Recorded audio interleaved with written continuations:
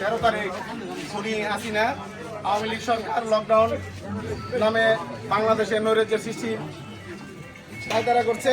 সেই পায়তারার লক্ষ্যে খায়রুল কবির খোকন ভাইয়ের নির্দেশে আমরা হাজীপুর ইউনিয়ন তথা জনগণের জানমালের নিরাপত্তার জন্য আমরা সমস্ত রাত্র পাহারাদারে আছি। আমার সাথে ইউসুফ খান আঙ্গুর ভাই আছে, মামুন আছে, সোহাগ, স্বপন, ফারুক, রাজ্জাক, রাজীব সহ যারা আছে সকলকে আজকের এই তাৎক্ষণিক নোটিশে প্রোগ্রাম সফল করার জন্য আমার পক্ষ থেকে ধন্যবাদ জানাচ্ছি।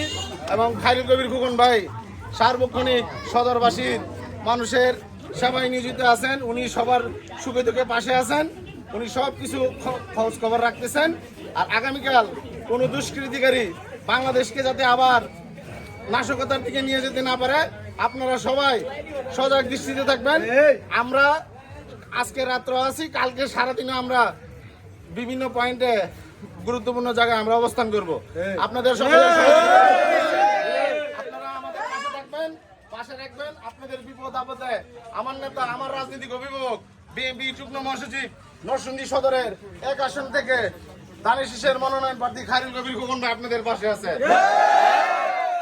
বিপ্লবী সালাম এবং সংগ্রামী শুভেচ্ছা জানিয়ে খায়রুল কবির খোকন ভাইয়ের জন্য দানিশ শীষ মার্কায় ভোট চেয়ে আপনাদের সুস্বাস্থ্য এবং দীর্ঘ কামনা করে বিদায় নিচ্ছি। আসসালাম।